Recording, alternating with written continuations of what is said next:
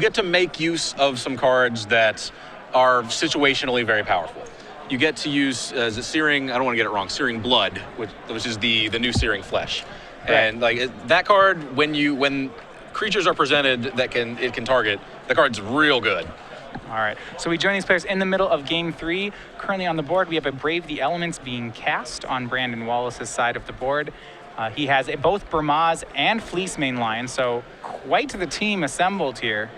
Yeah, and it does look like Brandon has a strong board position, and actually, I think we've got a stack. We've got... Yeah, okay, so it looks like Colin attempted a Searing Blood.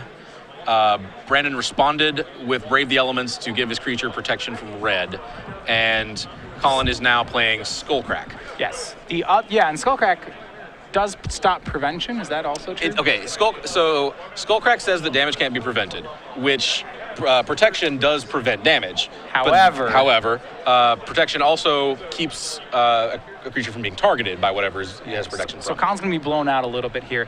If this Searing Blood were, say, a Pyroclasm effect, then this play would work. It would.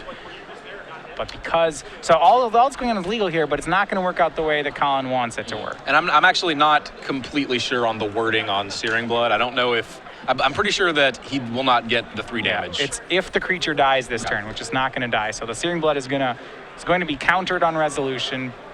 And then by basically Skullcrack will happen. Then Brandon Wallace's creatures will get pro-white. Then the Searing Blood will be countered on resolution. And then some damage will happen. Yeah, then take 3, Skullcrack you. Searing Blood, trading for Brave the Elements is not, the best use of a Searing Blood, but it's one of the better cards in the matchup for Colin, Searing Blood, and actually Brave the Elements, one of the better cards in the matchup for Brandon. So we're just trading card for card, and then we're also Skullcracking.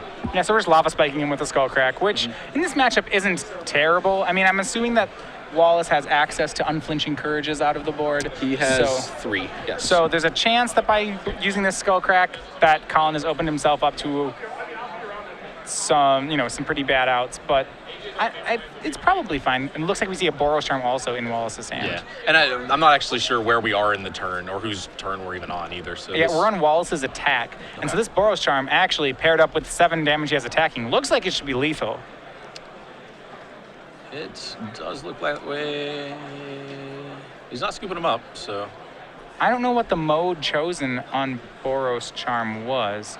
Did he Boros Charm to make his creatures indestructible, perhaps?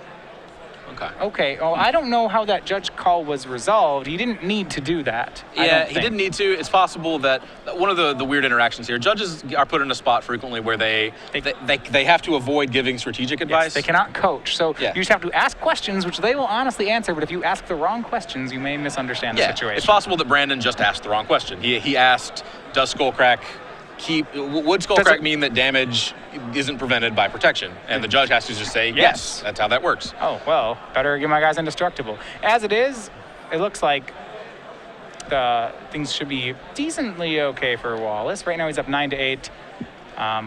Chandra's Phoenix cast by Colin Chilbert. Still has a very good board position. Life total, not the best place. 9 is... better than 0, but not that much better against a deck full of burn like Colin's. Yeah, well, when your opponent is casting Chandra's Phoenix and not attacking with it, that you're in a pretty good spot. Yeah, he has to... if he has a way to attack through that Chandra's Phoenix, obviously he would like to do that.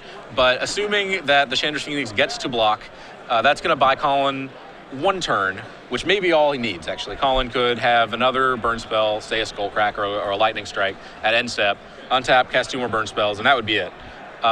We actually don't know how many cards are in Colin's hand. It might just be the 1, in which so case... if it's a Boros Charm, he could, Charm, put Brandon to 5, buy back Phoenix, and if he top decks a 3-point burn spell, he's good. Yes. Okay, so, and actually, would Lightning Strike do it too? Yeah, if he has a 3 damage burn spell, then that rebuys the Phoenix, and then he is live to draw Boros Charm. However, if you look at the card that Brandon has shuffled to the front of his hand, it is an Unflinching Courage, which is going to make this...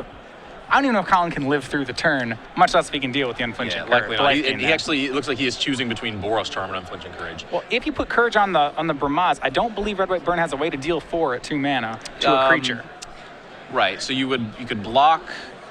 You'd basically take the 5 from Bramaz, and then take 2 more from the token, from the 2 tokens, and then you would block the Fleecemane Lion with Chandra's Phoenix, and if the last card in your hand is Skullcrack, then you prevent the life gain, and you go to 1, top deck Boros and you have to Charm. top deck Boros Charm. So yeah, that would be how Colin can win this game if Brandon plays Unflinching Courage. And we don't even know. And if that's he has also if Colin's in that situation, Colin's last card has to be Skullcrack. Yes.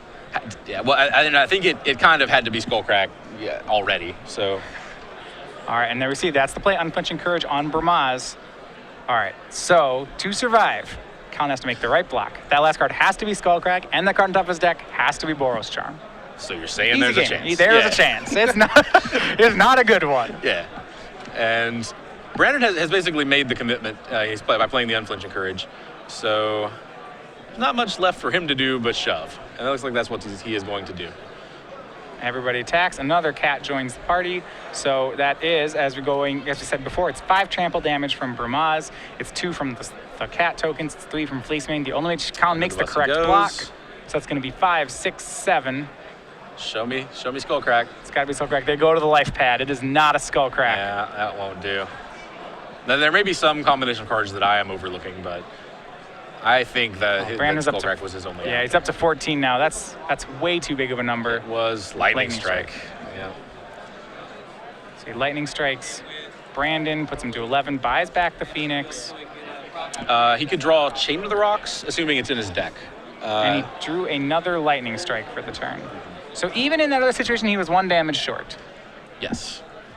Again, yeah, I think it needed to be either Boros Charm in hand, or if the card in hand dealt 3 damage, it needed to be Boros Charm on top. And then Colin, with a flare, throws the Lightning Strike at the face, puts Brandon to 6, and then offers the hand. Brandon Wallace moving to 8-0. Colin Chilbert picking up his first loss of the day. Will drop to 7-1, but still in contention for top 8. Yeah, Brandon Wallace moved to 8-0 with some fancy headgear. I'm not sure what's going on there. It's a plant something.